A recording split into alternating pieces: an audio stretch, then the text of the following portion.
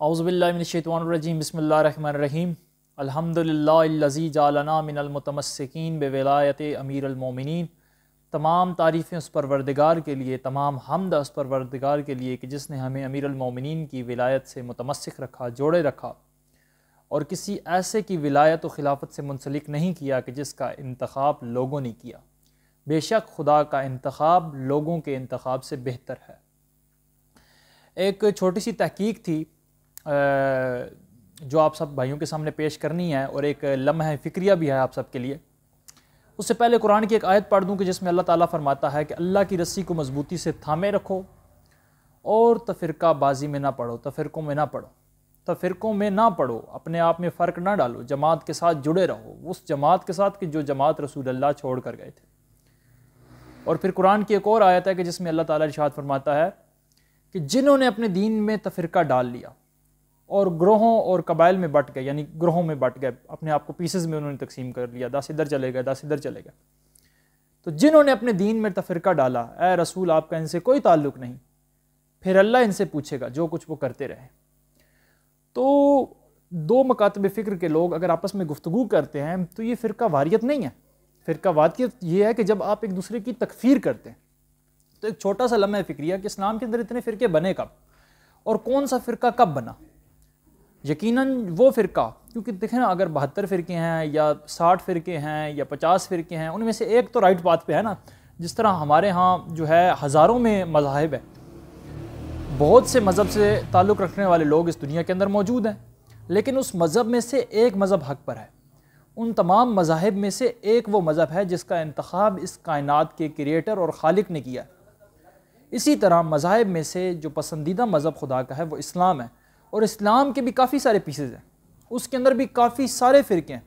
تو آج تھوڑی سی ایک چھوٹی سی تحقیق ہے کہ جس میں ہم آپ کو بتائیں گے کہ کون سا فرقہ کب بنا، کون سا فرقہ کب بنا، کیسے کیسے وہ وجود میں آیا۔ تو اس کو اب شروع کرتے ہیں۔ تو سب سے پہلے جو فرقہ، ایک تو میں علی بھائی سے اس بات پہ بہت زیادہ سخت اختلاف کروں گا کہ وہ کہتے ہیں جی ہمارا کسی فرقے سے تعلق نہیں ہے، جبکہ علی بھائی نے تو خود تقریباً 2006 کے بعد کی پتہ نہیں اس کے اراؤنڈ آئی 2000 کے بعد ہی انہوں نے اپنا ایک نیا فرقہ کریٹ کیا جس کو وہ علمی کتابی یا مسلم کہتے ہیں، جو زیادہ تر اہل حدیث کی فکر سے جو ہے وہ متاثر ہو کے بنایا گیا ہے۔ کیونکہ دیکھیں نا، یہ تو نہیں ہو سکتا کہ وہ فرقہ موجود ہی نہیں تھا، علی بھائی نے 2000 کے بعد آ کے اس فرقے کو کریٹ کیا تب جا کے سارا اسلام سیدھا ہوا، ایسے نہیں ہو سکتا۔ علی بھائی جتنا کہہ دینا کہ ہمارا کسی فرقے سے تعلق نہیں ہے، بھائی فرقہ دیکھیں نا، اگر رسول اللہ 100 بندہ چھوڑ کر گئے تھے، 30 ایک طرف چلے گئے، 30 ایک طرف چلے گئے، 30 ایک طرف چلے گئے، 10 لوگ تو تھے نا جو اسی رستے پر قائم رہے۔ آپ نے اس گروہ کی علی بھائی تلاش کرنی تھی، نہ کہ ایک نیا گروہ بنانا تھا 2000 کے بعد کہ جی اب یہ گروہ جو ہے یہی حق پر رہے گا، اور یہ کریٹ ہوا ہے جناب 2006 یا 7 کے بعد کریٹ ہوا ہے، جسے علمی کتابی اور مسلم کہا جاتا ہے۔ آپ بے شک اپنا نام مسلم رکھیں، کیا باقی غیر مسلم ہیں؟ تمام مسلمان ہیں، لیکن آپ نے اس فرقے کی تلاش کرنی تھی، اس منہج کی تلاش کرنی تھی کہ جو منہج رسول اور ان کی اہل بیت کا ہے۔ رسول اللہ نے کہا تھا میں تمہیں 2 بھاری چیزیں چھوڑ کے جا رہا ہوں، ایک قرآن ہے، دوسری اہل بیت، ان کا دامن پکڑے رکھو گے کبھی گمراہ نہیں ہوگے۔ بہرحال بلا تاخیر ہم اس چیز کو شروع کرتے ہیں۔ سب سے پہلے تو علی بھائی کا جو فرقہ ہے اس کو میں فرقہ ہی کہوں گا، کیونکہ وہ تمام مسلمانوں سے ایک الگ سوچ رکھتا ہے۔ اس کی آدھی نماز شیعوں والی ہے، آدھی نماز سنیوں والی ہے، آدھی نماز اس کی اہل حدیث والی ہے، آدھے کام اس کے بریلیوں والے ہیں، آدھے کام اس کے دیوبندیوں والے ہیں، ایک مکس اپ، ہر فرقے سے تھوڑی تھوڑی اچھی باتیں نکال کے ایک نیا فرقہ کریٹ کیا گیا۔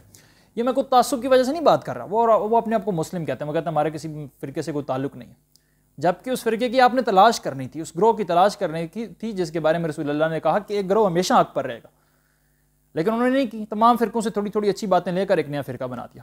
خدا ان کے لیے آسانیاں کرے اور کسی ایک منزل مقصود تک ان کو پہنچائے۔ تو ایک فرقہ تو وہ کہ جو 2006 یا 2000 کے بعد بنا، علمی کتابی فرقہ جو اپنے آپ کو مسلم کہتا ہے۔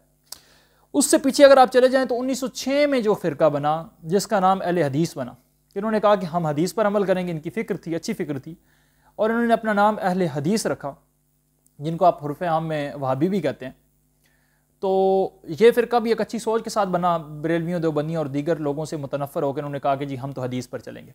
لیکن یہ الگ بات ہے کہ یہ اپنی حدیثیں جو ان کو پسند ہوتی ہیں وہ لے لیتے ہیں، جو نہیں پسند ہوتی وہ نہیں لیتے، جیسے بخاری کی حدیث 2812 یہ اہل بیت کی فضائل والی حدیثیں۔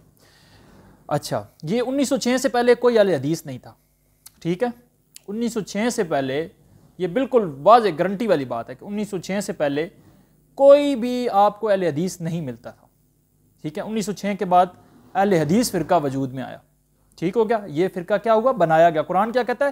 جس نے اپنے دین میں تفرقہ ڈالا، نیا فرقہ کریٹ کیا۔ تو یہ اہل حدیث کب کریٹ ہوئے؟ 1906 میں۔ اچھا، یہ لمحہ فکری آپ کے لیے، آپ گوگل وغیرہ پہ سرچ کیجیے گا، تھوڑی بہت ڈیٹ کا فرق پڑ سکتا ہے۔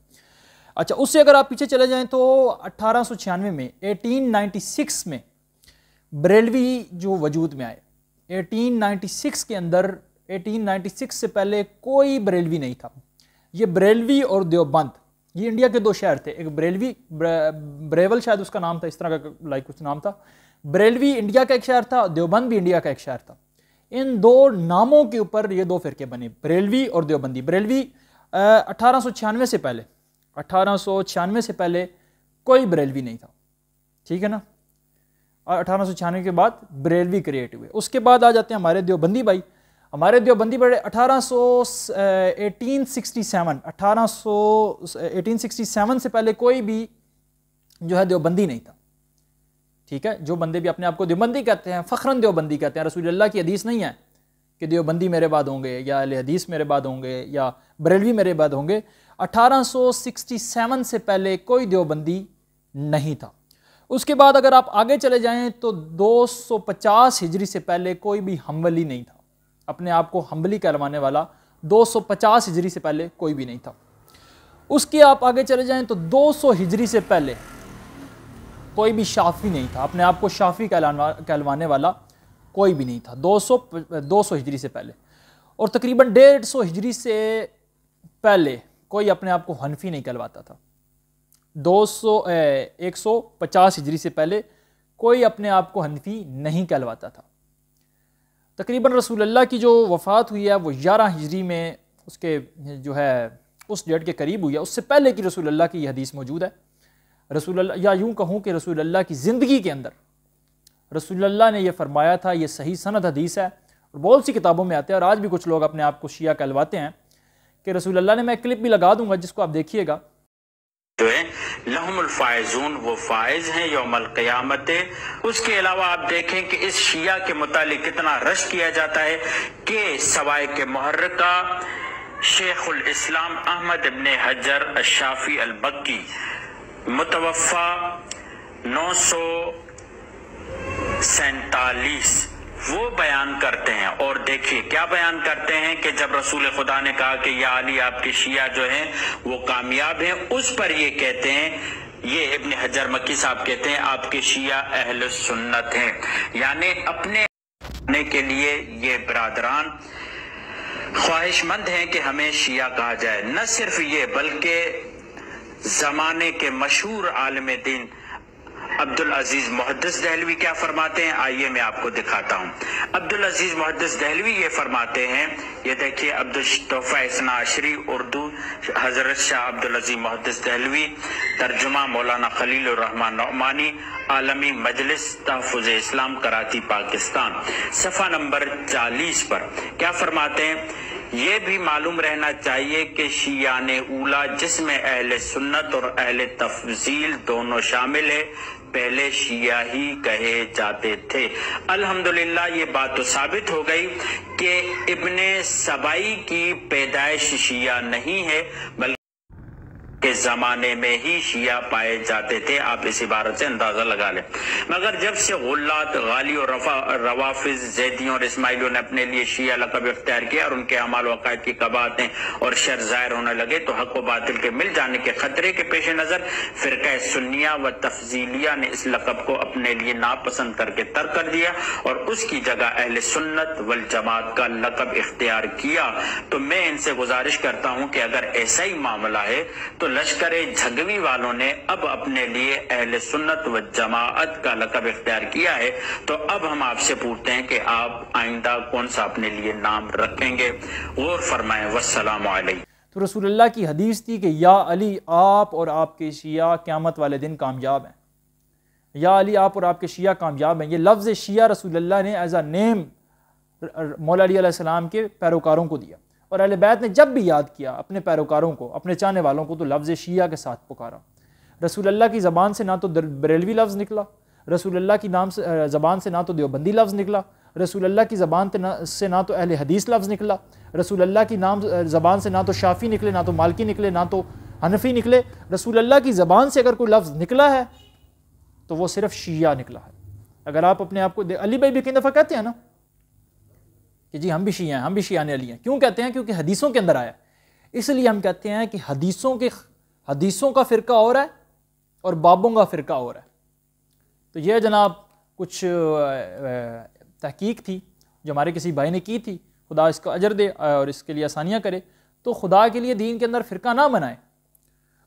میں یہ نہیں کہتا کہ شیعہ سارے حق پر ہیں، اہل سنت سارے حق پر ہیں، آپ خود قرآن و حدیث کو پڑھیں، اس میں سے حق کی تلاش کریں، دیکھیں کہ کون سا فرقہ وہ ہے کہ جو رسول اللہ کے طریقے پر موجود ہے۔ تو یہ کوئی مشکل کام نہیں ہے، آپ صرف وہ حدیثیں لے لینا جو شیعہ سنی کے درمیان کامن ہے، تو آپ ریئلٹیز کو جان سکتے ہیں کہ حقیقت کیا ہے، سوائے ان لوگوں کی جو ہٹ درمی کرتے ہیں یا جو حق چھپا کے اپنے چہروں پر پھٹکار پیدا کر لیتے ہیں اور اپنے پیٹوں کو بڑھا لیتے ہیں۔ جو لوگ حقیقت کو چھپاتے ہیں نا، اکثر ان کے پیٹ بڑھ جاتے ہیں، ان کے چہرے پہ پھٹکار آ جاتی ہے، آپ نے نوٹ کیا ہوگا۔ یہ نہیں میں کہتا کہ فزیکلی کسی کے اوپر بھی کوئی خوبصورت لوگ بھی ایسا کر سکتے ہیں، بدصورت لوگ بھی ایسا کر سکتے ہیں، لیکن یہ بات حقیقت ہے کہ جو حقیقت کو چھپائے گا اس کا پیٹ موٹا ہو جائے گا اور اس کے چہرے پہ پھٹکار آ جائے گی۔ تو خدا سے دعا ہے کہ اللہ تعالیٰ ہمیں فرقہ واریت سے بچنے کی توفیق دے، ایک دوسرے کی تکفیر کرنے کی توفیق نہ دے، اور ہمیں اس گروہ کی تلاش کرنے کی توفیق دے کہ جو گروہ اس رستے پر ہے کہ جس رستے کے متعلق رسول اللہ نے کہا تھا کہ میں تم میں 2 بھاری چیزیں چھوڑ کے جا رہا ہوں، ایک قرآن، دوسری اہل بیت، ان کا دامن پکڑے رکھو گے کبھی گمراہ نہیں ہوگے۔